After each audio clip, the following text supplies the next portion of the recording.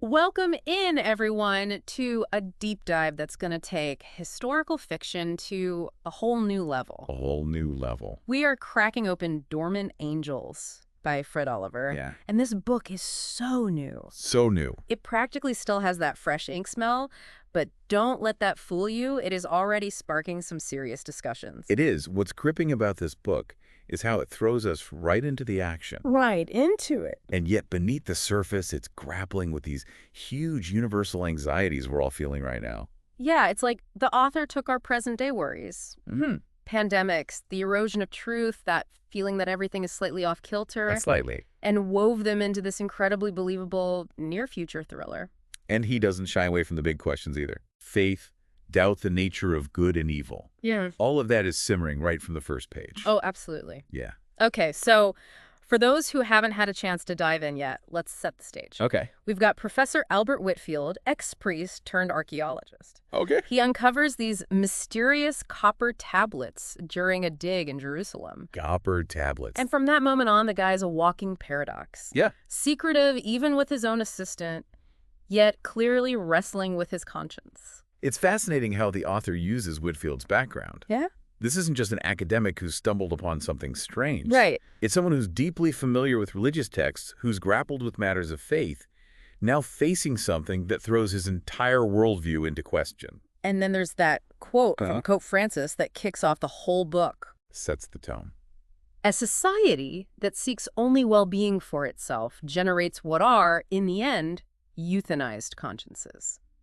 Talk about setting the tone. What's your read on that? It's brilliant foreshadowing. Okay. The book argues that societal unrest, the very things we're anxious about, now become fertile ground for the supernatural to take root.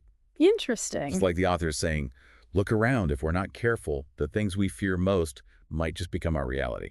Okay, so we've got Whitfield, these tablets, and a world on the precipice. Yeah. Then he finds a second set of tablets. Ooh. Even more enigmatic. More enigmatic. And things escalate quickly. Quickly.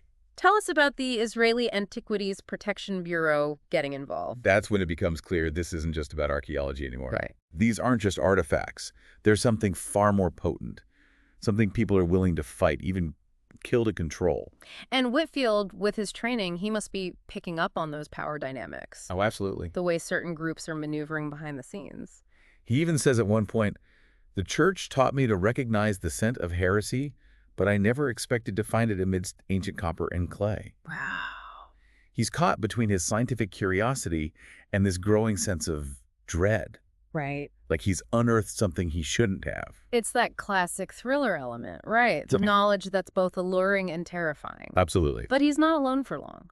No, he's not. He has that chance encounter with Father Armando Robles at the Dome of the Rock, and that's when things really start to shift. That partnership is key. It is. Robles represents the devout believer. Okay. The one who hasn't been jaded by years of academia or the darker side of religious institutions. Right. He brings something essential to the table. Pure, unflinching faith.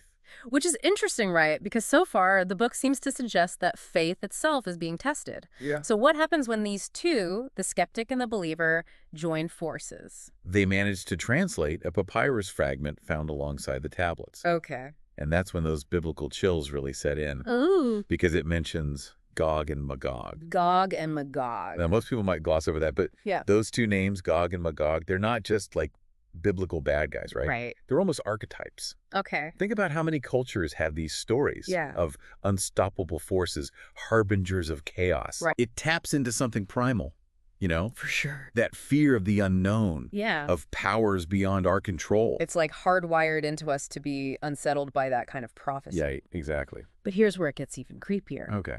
There's that inscription on the clay jar, Yeah. and it points to a very specific year. And not just any year. Right. It lines up perfectly with 2025. 2025. Wow. When the creators of these tablets seemingly planned for them to be found. It's like they knew. That's not coincidence, right? Whoa. It's deliberate. And that ramps up the suspense tenfold. Talk about an aha moment, right? Big time. It's like the author wants us to ask, Yeah. What if someone or something has been playing the long game? The long game, yeah. Waiting millennia for their plan to unfold. Right. And that's where Whitfield's expertise as an archaeologist comes in. Absolutely, yeah. He understands that civilizations rise and fall, that time isn't linear, Right. it's cyclical. Wow. He knows that what we consider ancient history might just be the prelude to something far bigger. Oh, for sure. So he's staring down this potential apocalypse, this ancient prophecy coming true in his lifetime. In his lifetime. And he knows he can't handle it alone. He needs backup. He needs backup. And not just any backup. Right. He needs the big guns. The Vatican. He goes right to the Vatican, which on the surface seems like the obvious move. It does, right. Right. Ancient artifacts, religious overtones. Yeah. Who better to call than the Catholic Church? Makes sense. Right. But remember, Whitfield's relationship with faith is complicated. And the Vatican isn't just a place of holy men, is it? You're right. It's also a seat of immense power and politics. It's like walking into the lion's den hoping the lions are on your side. Exactly. And he ends up face to face with Cardinal Anton. I know Anton. Now, this isn't just some random priest. He's the Vatican's top linguist, a scholar's scholar. And this is where the author cleverly injects that feeling of information overload that we were talking about earlier. Oh, interesting. Whitfield, even with his expertise, Right. is drowning in data. Too much. He needs Anton to help him filter the noise, Okay. to find the signal in all the ancient symbols and riddles. So they can figure it out. Yeah. It's like trying to solve a puzzle where the pieces keep changing shape. Right, exactly. But they're not the only ones after the tablet secrets. That's right. Remember, we've got this shadowy figure, the Collector, Oh, yeah, the collector. lurking in the background. And the collector embodies that very human desire to possess knowledge, Yes. even if it's dangerous. Oh. He's obsessed with the power these tablets represent. Right. And he'll stop at nothing to get his hands on them. And he proves it He does. in the most dramatic way possible. Yeah. By stealing the tablets right out from under Whitfield's nose at the airport. Wow. It's a gut punch moment reminding us that for all their knowledge, Right. these characters are still vulnerable. Yeah, and it forces us to confront a disturbing question. What's that? What if the real danger isn't some ancient evil, Okay. but human ambition? Right. What if our own desire for power, for control, Right. is what paves the way for chaos? So the tablets are gone. The tablets are gone. Whitfield's in a foreign country, Foreign country. and the clock is ticking louder than ever. Ticking away. What happens next? This is where we see Whitfield's resilience kick in. Okay. He's not giving up, not when the stakes are this high. Yeah. He remembers a name, Cardinal Salvatore, Cardinal Salvatore. someone mentioned by the agent who stole the tablets. And it's a long shot, but... It is a long shot, Right. right? Like calling in a favor from someone you wouldn't even invite to your birthday party. Right, exactly. Who is Cardinal Salvatore, and what makes him Whitfield's only hope at this point? He's an enigma, even within the Vatican. Okay. Think of him as the power behind the throne, Okay. the guy who knows where all the skeletons are buried, Wow. literally and figuratively. He's rumored to be involved in some of the church's most secretive affairs. So Whitfield is walking into a web of intrigue, hoping he doesn't get tangled up himself. Right. What's the play here? Desperation, mostly. Okay. Whitfield's banking on the idea that Cardinal Salvatore, for all his shadiness, understands the gravity of the situation. Right. Remember that line from earlier about the church teaching Whitfield the scent of heresy? Yeah. He senses that Salvatore can smell it too, Okay. but from a different angle. Okay, so it's a meeting of unlikely allies with the fate of the world hanging in the balance. The stakes couldn't be higher. Does Salvatore have the tablets? He does, but not how you'd expect. Wow, so... Turns out, he acquired them before the collector made his move. What? Salvatore claims he was trying to protect them, keep them out of the wrong hands. Right. But there's always a putt with this guy, right? Right.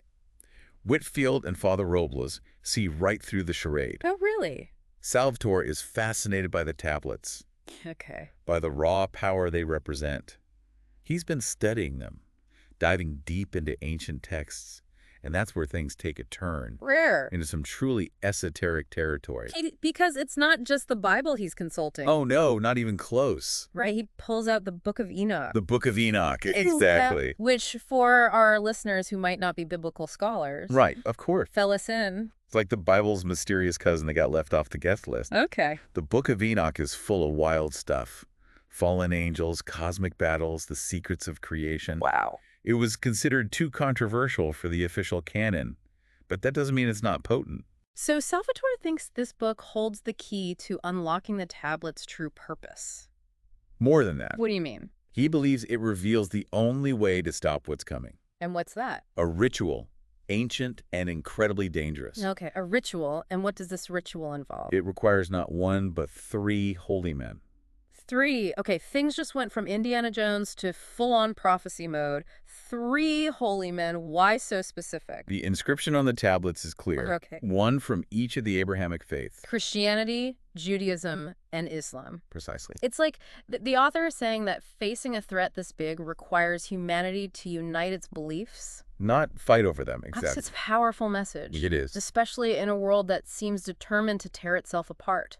But finding these 3 individuals amidst global chaos with time running out, Yeah. it seems impossible. It does, doesn't it? And yet, that's the brilliance of the story. Okay. Despite the odds, the characters persevere.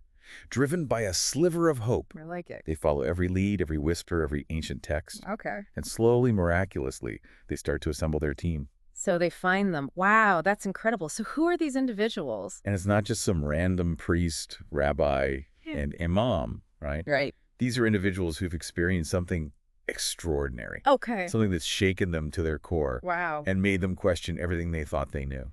It's interesting how the author uses those individual journeys to mirror what Whitfield himself is going through. Oh, absolutely. He started out skeptical, almost jaded, but this quest, this race against time, has reawakened something in him. He even admits to Father Robles at one point, "I spent years trying to bury my faith, to silence the whispers of doubt and belief.